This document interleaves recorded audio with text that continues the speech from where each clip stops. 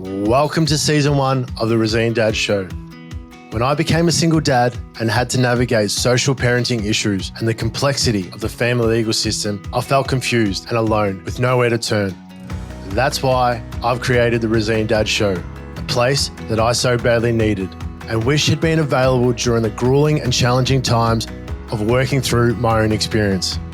This show will feature industry experts in mental health, social services and personal development, along with Razeen Dad role models whose stories of overcoming the challenges of co-parenting will create a new vision for the life you and your kids deserve.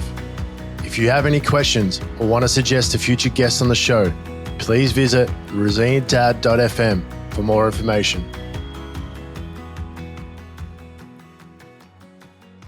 The Dash.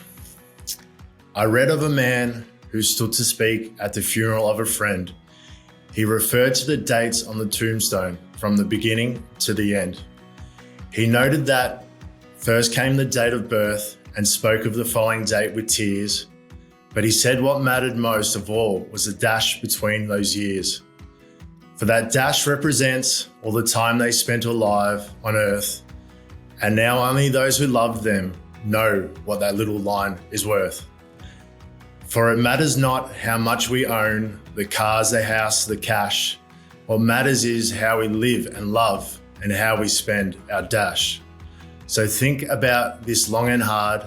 Are there things you'd like to change? For you never know how much time is left that can still be rearranged. To be less quick to anger and show appreciation more, and love the people in our lives like we've never loved before. If we treat each other with respect and more often wear a smile, remember that this special dash might only last a little while. So when your eulogy is being read with your life's actions to rehash, would you be proud of the things they say about how you lived your dash? Hey guys, Pat from Razeen Dad here. And on today's episode, we're going to be speaking about where are you now? And in terms of where are you now is in terms of where are you now and where do you want to be? Having the focus on the destination in terms of where is in terms of the end result that we're after, and not in terms of necessarily being stuck in the past, and allowing to get rid of that past and move forward. So one of the things that I recently learned was artists discovered that in terms of if you draw two dots and you focus purely on the end point, on the destination of where you wanted to draw that straight line, you'd achieve a straight line.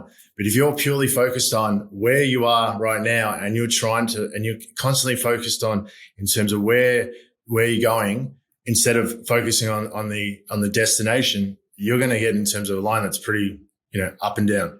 So today we're going to be talking about in terms of how in my past experience, how this in terms of could have really helped me.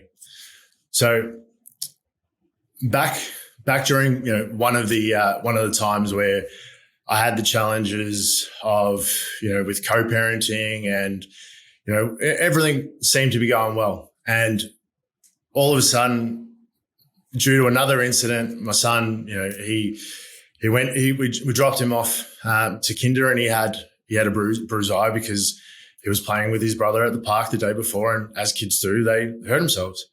I notified in terms of his mum that just to let you know, Christopher had an accident. He fell at the park and he hurt himself. Now that turned into the result of my wife being accused of hurting my son.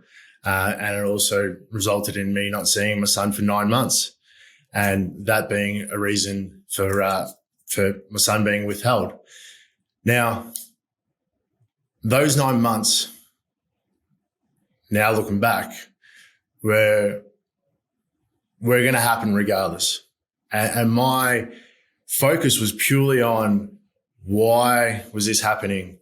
Why, in terms of what have I done? This is unfair. Instead of, okay, I can't control in terms of what other people do. Are people going to make judgment? Are people going to, in terms of, do things that are against their own values and beliefs?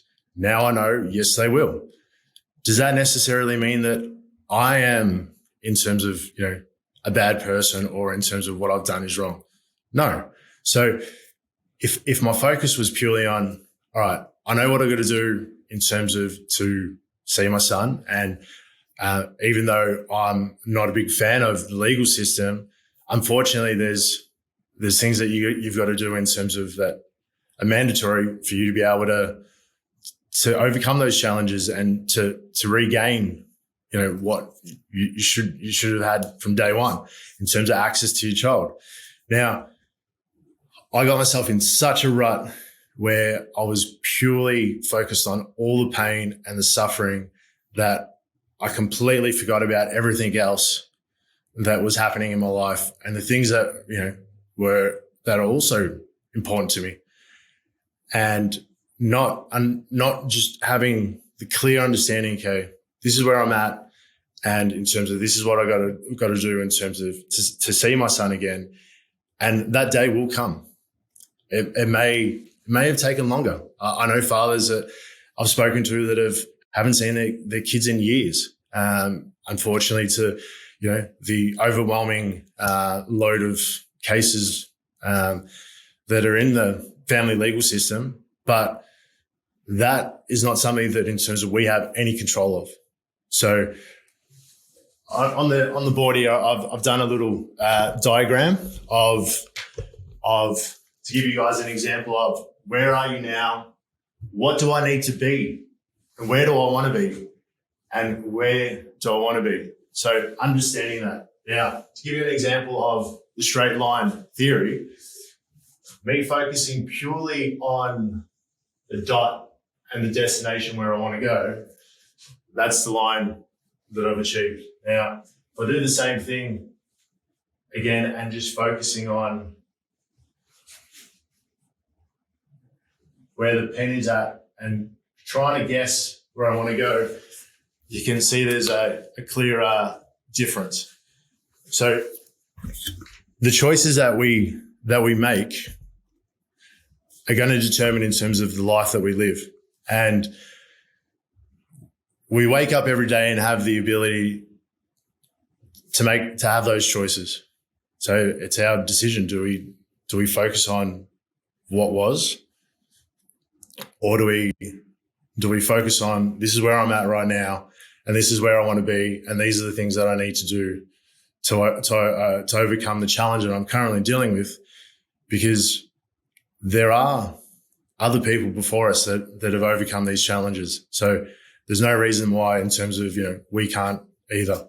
And my hope for all fathers out there is that, in terms of that, we understand what's really important. The love for our kids will always be there. And in terms of, our kids, regardless of what occurs or what people say or anything like that, the love and connection we'll have with our kids will always be there. And, I've only recently been seeing my son again after a period of time. And yesterday, I had to drop him off I had the opportunity to drop him off at school.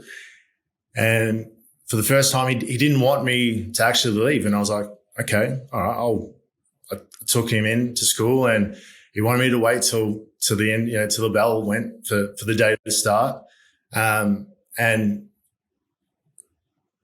one of, I guess it's very challenging in terms of experience, but him saying, I miss you. I'm going to miss you. Like, I haven't been in his life as much as his mother has, but that doesn't mean that, in terms of, he doesn't love me just as much.